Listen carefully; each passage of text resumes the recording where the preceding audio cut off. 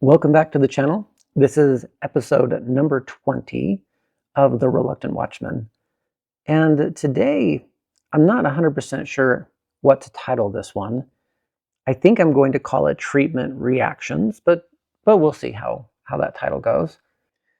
Basically, what I'm going to go over today are the stories of people whose voices didn't make it out there in the public eye. They didn't make it to the public ear. They were often suppressed, repressed, removed, and deleted. And I think everybody has a story. You have a story, I have a story. And some of these stories, I think, need to be told. Just have to be a little careful about how we tell them.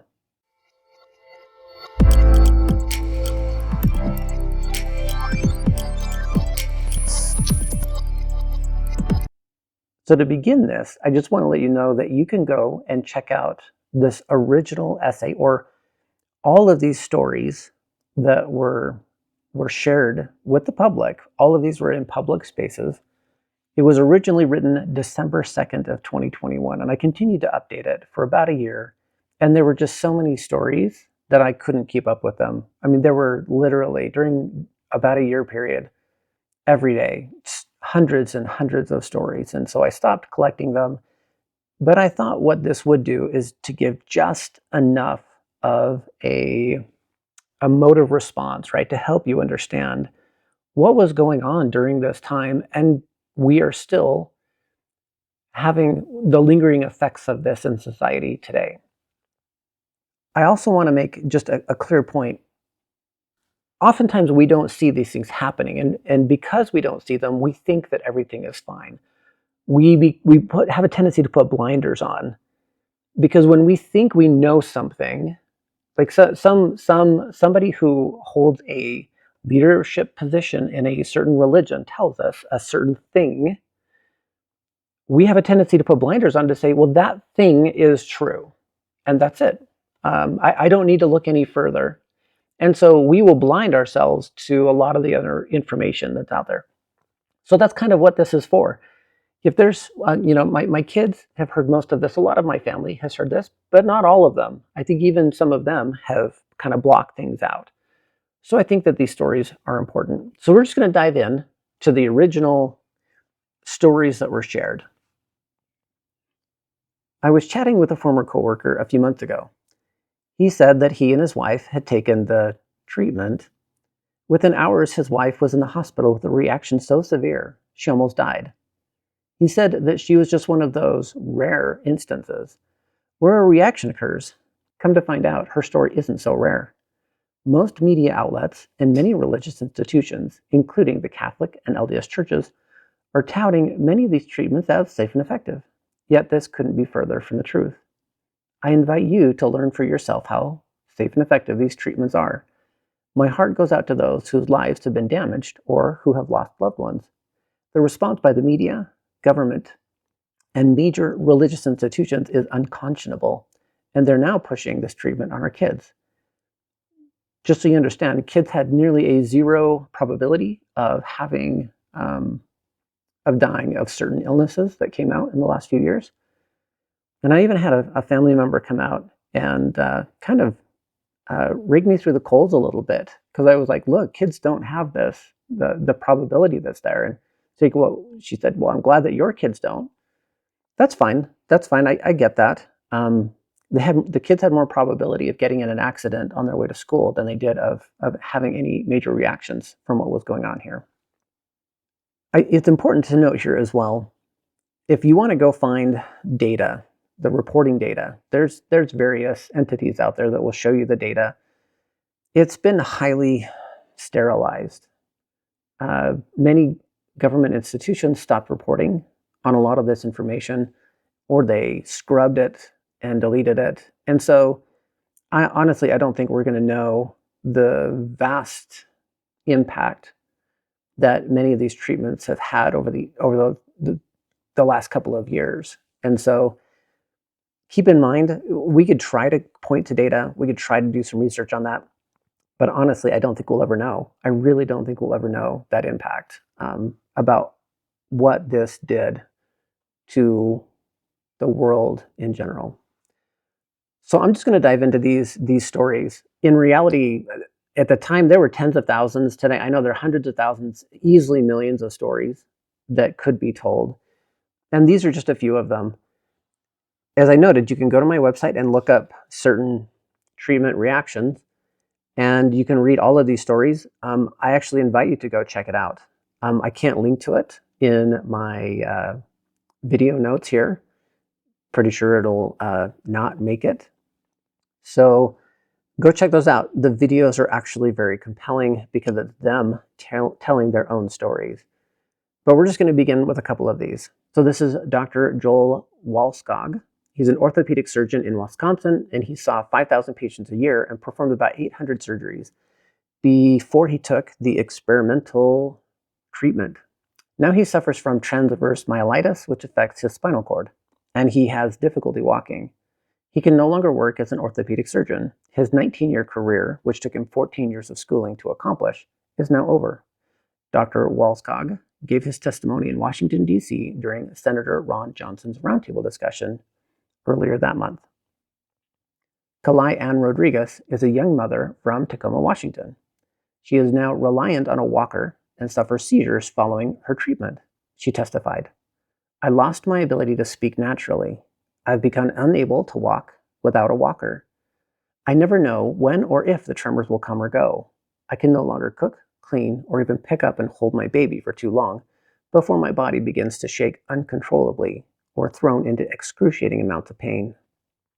Doctors in the ER have allegedly told her that her injuries were all in her head, and they even tried to get her committed to a mental hospital. This next one is really interesting. It actually began some of my very early personal journeys. This was from a certified nurse assistant. A few nursing home patients got the illness during 2020, but not a single one of them died. In the spring of 2021, they administered the treatment to 80 of their patients, and they started dropping like flies. The story of this assistant is heartbreaking. So to give you a little context, I actually shared this with my church leader and said, is this really matching the claims that the government and religious leaders are saying about it? And I was called to repentance twice, one for not taking it, and another for encouraging other people not to take it, and that by me simply questioning these truth claims of this religious, well, they call him the prophet, for questioning the president of the church, I was calling him a liar and a deceiver because I did not believe his regurgitated claim that he was just saying from the government. Somehow I was calling him a liar. Now, I have lots of thoughts about surrounding that, but needless to say, I don't know if you ever watched this video. I am grateful for the honesty and integrity of this nursing assistant. I think he said even in the video that he's like, I'm risking my job and will most likely get fired for coming out with this video. So fascinating what happened in the last couple of years. Suzanne Newell is a triathlete from St. Paul, Minnesota, and was diagnosed with an autoimmune disease and reliant on a walker or cane to walk from her treatment. She testified, "I was previously a long-distance biker and triathlete.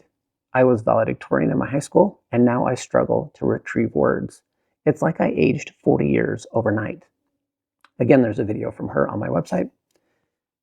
Doug Cameron is a farm operations manager from Idaho who was permanently paralyzed following his treatment. He testifies, "I told my wife I felt like I drank poison. My whole body felt different. I went to bed at 10 at night. I woke up at 2 in the morning paralyzed from the diaphragm down.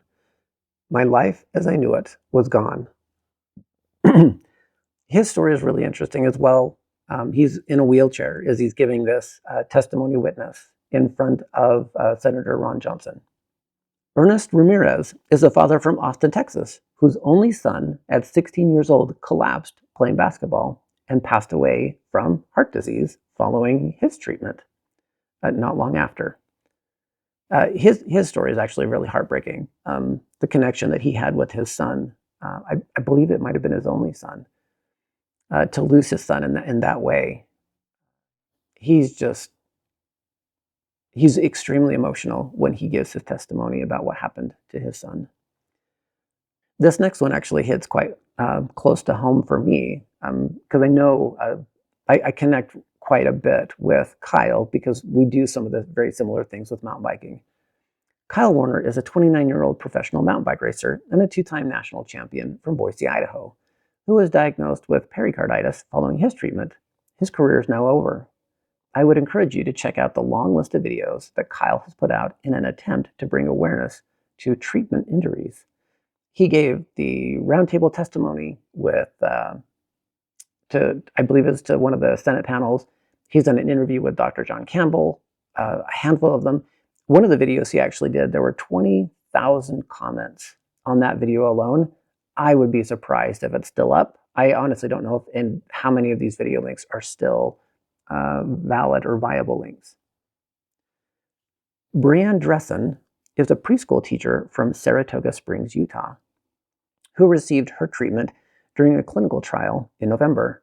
She has since experienced extensive adverse effects from the treatment that has resulted in a medical bill of over $250,000. She said, "I feel like I'm being electrocuted 24/7. She thought she was alone and was an isolated case, but then found out there were thousands of us being denied medical care and recognition from treatment injuries. They decided to take action when they saw that children were being targeted with these same treatments. They contacted every single political entity possible to talk about these injuries and deaths from the treatments. If you have an elected representative, they've heard from us," she said. The media would not cover their stories because they were told not to take the treatments or not to make the treatments look bad. Again, she has more links, more videos. Cody Flint is an airline pilot from Cleveland who accumulated 10,000 hours of flight time and was diagnosed with left and right perilymphatic fistula, eustachian tube dysfunction, and elevated intracranial pressure following his treatment.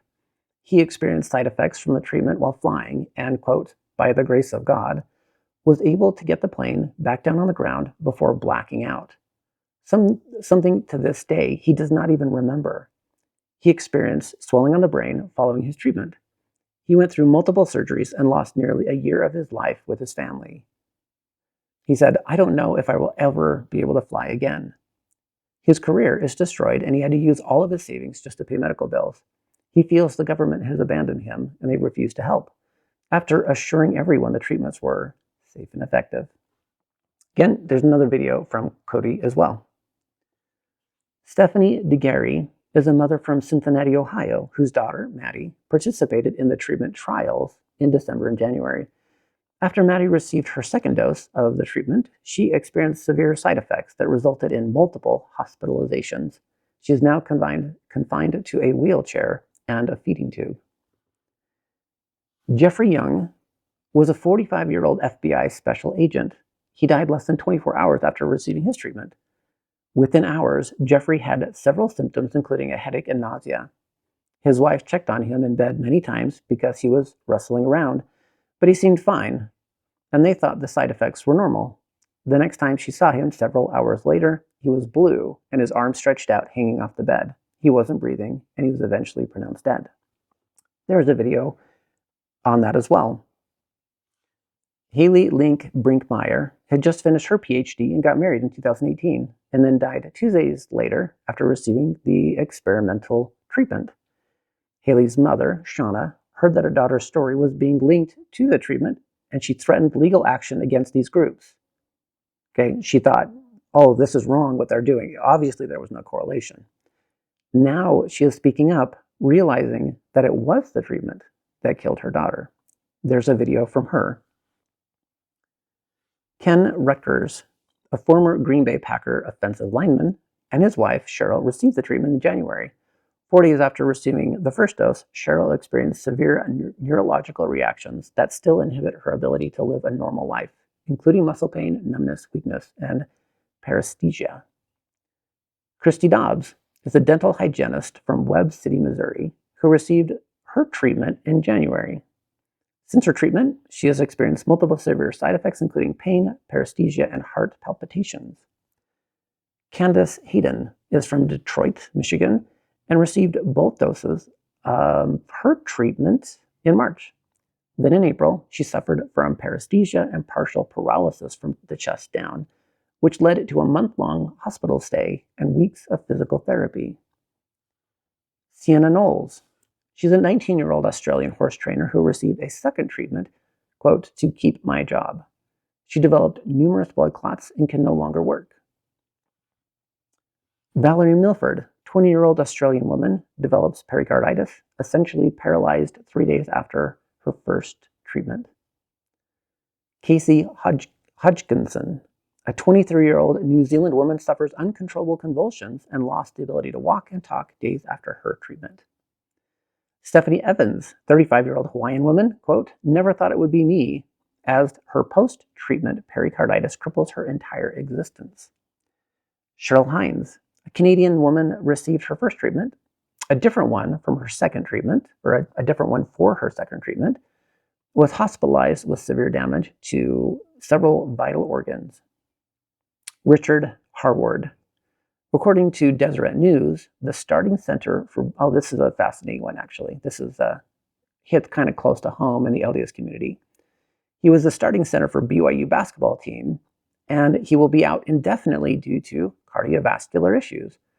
According to the article, he was in the best shape of his life. Now, what you didn't hear in the article, the BYU athletic department required that he take certain treatments in order to play. He didn't want to, but he eventually did. He wanted to play. I mean, he spent his whole life getting to this point. Shortly after this, he developed heart disease. He will never play basketball again. Pay to play takes on a whole new meaning. It's like the Hunger Games playing out in real time. I'm almost done here. 3 more. Jessica Berg Wilson, 37, of Seattle, Washington, passed away unexpectedly September 7th, 2021, from a treatment-induced thrombotic, how do you spell that? Thrombotic thrombocytopenia. This is a really interesting one. It's from Michael Anthony Granata. This is from Michael's obituary. Mike was adamant that people know what happened to him that caused his early and unexpected death. This is a message from Mike. He wrote this in his own obituary prior to dying. Many nurses and non-nursing staff begged me and my wife to get the truth out to the public about certain treatments because the truth of the deaths from the treatment was being hidden within the medical profession. I promised I would get the message out, so here is my message. I was afraid of getting the treatment for fear that I might die. At the insistence of my doctor, I gave in to the pressure to get the treatment. On August 17th, I received a certain type of treatment and started feeling ill 3 days later. I never recovered, but continued to get worse. I developed multi-system inflammation and multi-system failure that medical professionals could not stop. My muscles disappeared as if to disintegrate. I was in ICU for several weeks and stabbed with needles up to 24 times a day for those several weeks, while also receiving 6 or 7 IVs at the same time, continuously. It was constant torture that I cannot describe. I was no longer treated as a human with feelings and a life. I was nothing more than a treatment human guinea pig, and the doctors were excited to participate in my fascinating progression unto death. If you want to know more, please ask my wife. I wished I could have never gotten the treatment. If you are not treated, do not do it unless you are ready to suffer and die. Words from a dead man. This last one, Santo Giuliano. He was 33. He's a professional Italian dancer. You can go actually look him up online. He had a reaction after his first treatment and was told not to take another one. He had cardiac arrest by his own admission after the first one, yet persisted in getting the follow-up treatment. He died shortly after his second one. He appeared on the Italian version of The X Factor and other places. So let's just wrap all of this up with a pretty bow and realize these are literally just a very small handful. The reason I include them at the beginning of my essay is because you can go check out the sources on every single one of them, if they're still up. The video testimony should be there from Senator Ron Johnson's roundtable. If you haven't watched that, go check that out. I don't think they can censor that one very easily. If not, you can go check it out on other video platforms. This is why this is so fascinating, is because as a member of the LDS Church at the time, this letter that came out from the first presidency broke so many members. If they had a shelf and they understood a little bit about science, a little bit about the corruption of media, and a little bit about corruption in corporate medicine, this broke their shelf, especially if there were somebody who studied the Book of Mormon and understood that there would be conspiring men in the last days. So I'm just going to read this letter. I've tweaked it slightly just to pass certain policy guidelines, but just think about this in hindsight, right? I think we should learn from history and what was done and said. This is still on their website. Dear brothers and sisters, we find ourselves fighting a war against the ravages of COVID-19 and its variants, an unrelenting pandemic. We want to do all we can to limit the spread of these viruses. We know that protection from the diseases they cause can only be achieved by immunizing a very high percentage of the population. Oh, that's the only way, huh? Okay. To limit exposure to these viruses, we urge the use of certain facial coverings in public meetings whenever social distancing is not possible. To provide personal protection from severe infections, we urge individuals to get the treatment. Available treatments have proven to be both safe and effective. We can win this war if everyone will follow the wise and thoughtful recommendations of medical experts, right? Trust the science. And government leaders. Trust the government. Please know our sincere love and great concern for all of God's children, the first presidency. I think isn't it a common phrase? If the government comes to say, we're here to help, they're not. So how did this play out in the culture of the church? I was chatting with a new friend, somebody that I met just this week. And she said back in, I don't know if it was in Missouri, wherever she was at, but she said the stake leaders came down and they basically said, if you want to serve in any capacity in the church, you have to take the treatment. Otherwise, you will be kicked out of your calling. And I participate a lot on online forums, and I can't tell you how many people that I've spoken with that said, either you take the treatment or you are out. In my own instance, if you've heard my story, I had to put on a facial covering or I was out. Odd, right? Like I couldn't attend the temple because I wasn't listening to these wise and thoughtful medical experts and government leaders.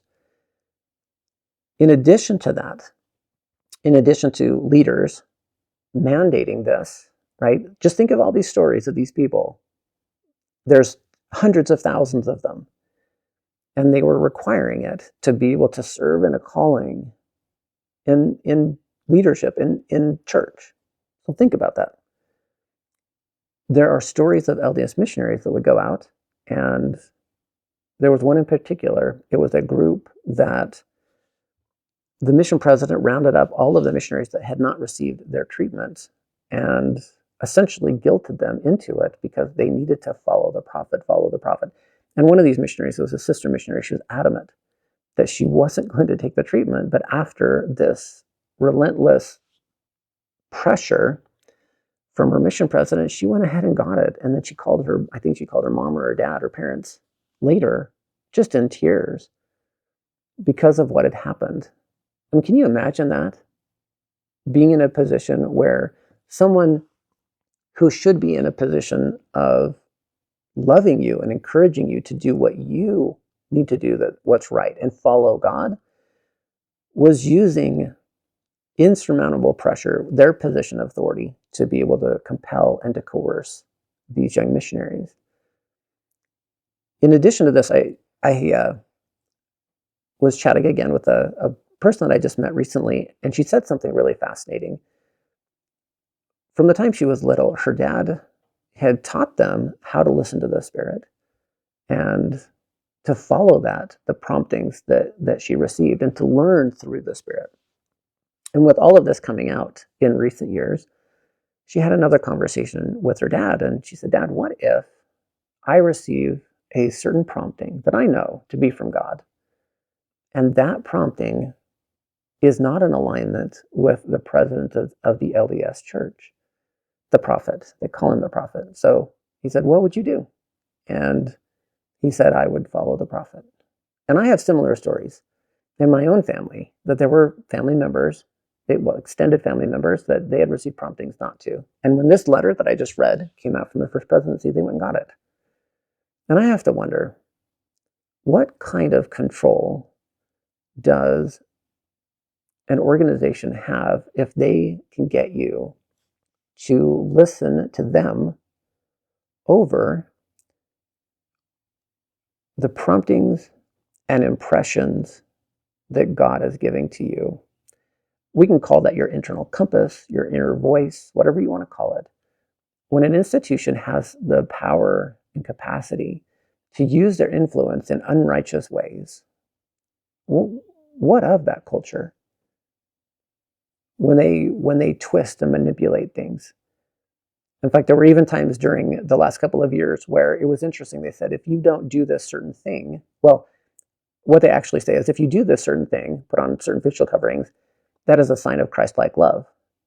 I find it so fascinating that somebody can take something that the world says that we should do and attach that to the love of Jesus Christ. And in my opinion, it's probably one of the worst forms of taking the Lord's name in vain. When you say something like that, and I'll give you the liberty to be able to say whatever you want, but if you haven't checked in with the Lord to say, would the Lord actually do this? I've said this many times. I can't judge the hearts and the minds of the leaders of governments, of corporations, or of churches, but I can judge their fruits. And to me, righteous judgment is the way that I can react and respond to those. And so that's my invitation to everyone.